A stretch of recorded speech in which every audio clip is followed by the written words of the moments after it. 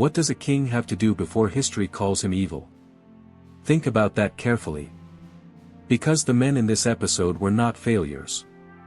They were not weak. They were not forgotten. Nero ruled Rome for 14 years. Celebrated. Adored. He performed on stage while crowds cheered his name. And then he had his mother killed. Vlad III stopped the Ottoman Empire, the most powerful military force on earth, from swallowing his country whole. He saved Wallachia. And he did it by arranging 20,000 impaled bodies in a field so that the Sultan would turn around and go home. Ivan IV built modern Russia. Reformed its laws. Expanded its borders. And then, in a single moment he could not take back, he drove an iron staff into his own son's skull. Ended his dynasty. With his own hands. 3 kings. 3 different centuries. 3 completely different kinds of power. The same result. So here is what this episode is really asking. Was it the men? Or was it the throne? Because if it was the men, then these are just 3 cautionary tales. 3 monsters. Safely in the past. Nothing to do with us. But if it was the throne, then every throne in history is in this story. And so is everyone who built one. Everyone who served one. Everyone who looked away. Stay with that. Rome, 54 AD. A 17-year-old boy becomes emperor of the known world. And for 5 years, 5 full, documented years, he governs well. That detail always gets skipped. It shouldn't. Because it means Nero knew exactly what restraint looked like. He simply chose, at a certain point, to stop. His mother Agrippina the Younger had built him. She poisoned Emperor Claudius. She maneuvered the Senate. She placed her son on the most powerful throne in the world, and expected, in return, to stand beside it. Nero understood what she had done. Every decision she had ever made for him. Every door she had opened. Every person she had removed. That understanding curdled into something he could not live with. The first attempt to kill her was a boat. Rigged to collapse mid-journey and drown her. She swam to shore. The second was a weighted ceiling. Designed to fall on her while she slept. She survived. The third time, he sent soldiers. When they reported back, ancient sources record that Nero went to look at the body. He examined her. He made a comment about her figure. No grief. No horror. Only relief. This is not a man who lost control. This is a man who had been planning this for years, and had finally finished. What followed was systematic. His wife Poppaea, the woman he had destroyed his first marriage for, kicked to death while pregnant. A moment of rage with an irreversible result. The Great Fire of Rome, 64 AD, was still debated, but its aftermath is not. Nero seized the land. Built his Domus Aurea, the Golden House, a palace so vast it held a private lake where the Colosseum now stands. And he blamed the Christians. The first state persecution in Roman history. Crucifixions. Bodies thrown to animals. Human torches lit in his gardens. Here is what makes Nero impossible to reduce to simple cruelty. He wanted to be loved. Genuinely. Desperately. He believed he was an artist, a performer, a man the people should adore. When Rome stopped adoring him, he did not retreat. He escalated. He burned and blamed and performed through all of it, right up until the Senate declared him an enemy of the state and he fled the city he had ruled for 14 years. He died in a servant's villa. Hiding. Unable even at the end to die without someone helping him. He was 30 years old. Nero needed love and destroyed everything around him reaching for it. Vlad needed nothing of the kind. Wallachia, 1442. A boy of approximately 11 years is handed to the Ottoman Empire as a hostage. Political insurance against his father's loyalty. His name is Vlad. His father is Vlad II Drakel, member of the Order of the Dragon, a Christian chivalric order sworn to defend Europe against the Ottomans. The son will become something the order never imagined. The years in captivity are not well documented. What emerges on the other side is a man who has learned, at a cellular level, that power speaks only one language. Not promises. Not alliances. Not love. Fear. When Vlad takes the throne of Wallachia, he begins with the boyars, the old noble class who had betrayed his father, murdered his brother, and represented every form of instability he had survived as a child. He invited them to a feast. Then he had them arrested. The older ones were impaled on the spot. The younger were marched to a ruined fortress and forced to rebuild it by hand until they died from exhaustion. This was not a purge. This was architecture. In 1459, Transylvanian Saxon merchants who had been violating his trade laws were rounded up, thousands of them, and impaled outside the city walls. Impalement, as Vlad practiced it, was not quick. The stake was designed precisely, rounded at the tip, oiled, to avoid puncturing vital organs. Death could take hours. Sometimes days. The body remained upright. Visible. A message that didn't decompose quietly. He boiled people. He skinned them. He sent blinded prisoners back to their rulers as diplomatic correspondents. These are documented in contemporary German pamphlets and Ottoman chronicles, not legend, not folklore, accounts written by his enemies and his witnesses. But nothing Vlad ever built matched the forest of the impaled.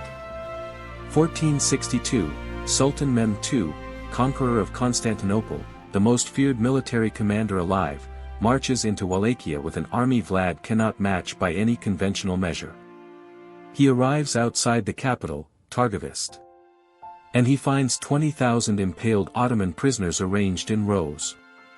A forest of the dead, still upright, stretching across the landscape. Ottoman chronicles record that Mehmed looked at it, said that a man capable of this deserved to rule the world, and turned his army around. Vlad had no comparable force. He won with bodies. That is what makes him irreducible. His violence was not excess. It was doctrine. It worked. The Ottoman Empire did not absorb Wallachia while Vlad ruled it. He died in 1477, circumstances unclear. His head was reportedly sent to Constantinople as proof. For centuries later, Bram Stoker borrowed his name and made him a vampire. The fiction is less disturbing than the man. Vlad turned cruelty into a governing philosophy, and it held an empire at bay. Ivan turned grief into one, and it destroyed everything he built. She was already dead when this story truly begins. Anastasia. His wife of 13 years. Dead in 1560, and with her, the last thing inside Ivan that functioned like a human being. Every contemporary source describes her the same way. The stabilizing force. The one person who could reach him when the darkness came, because the darkness had always been there, even before the throne, even before the power. Ivan had witnessed boyar factions murder and manipulate their way through his childhood. He had watched the people who were supposed to protect him treat him as a pawn. The darkness was not new. Anastasia had held it back. When she died, Ivan believed she had been poisoned. That the boyars, the same class that had haunted his entire life, had taken her deliberately. In 2000, forensic analysis of her remains found arsenic levels far beyond natural accumulation. He was probably right. What followed was not grief.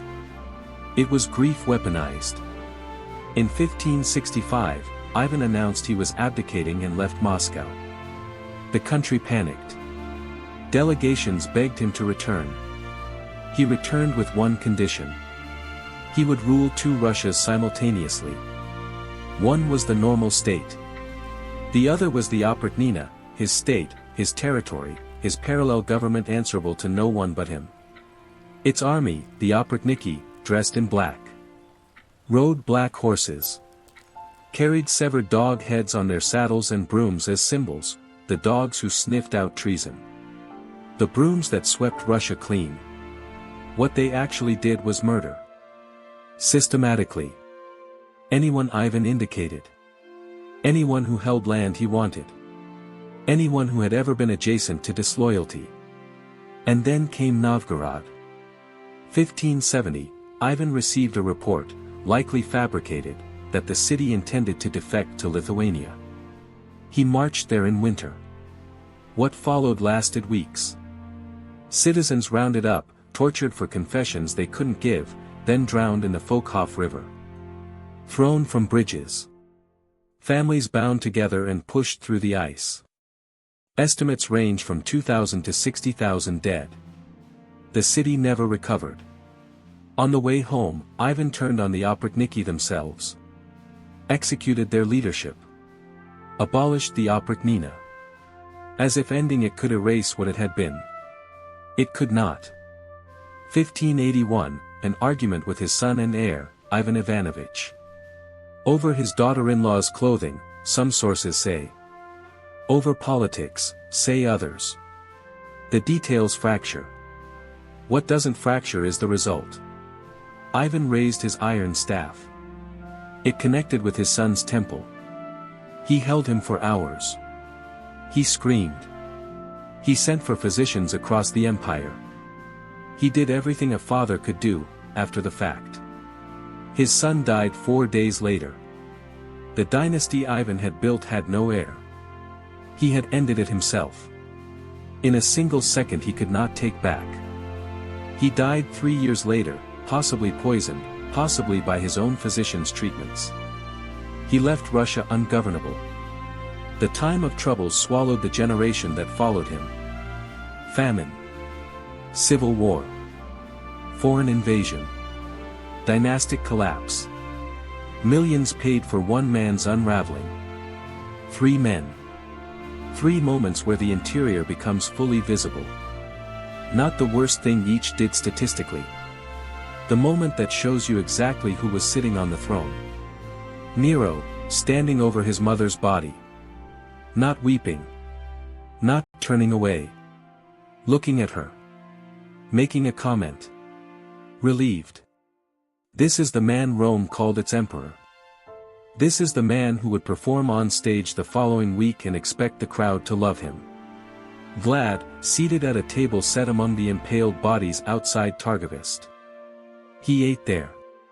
Sources record it. He wanted to be among them. He felt at ease there. Whatever was human in him had been replaced with something purely functional, a man who looked at mass death and saw a landscape he had designed.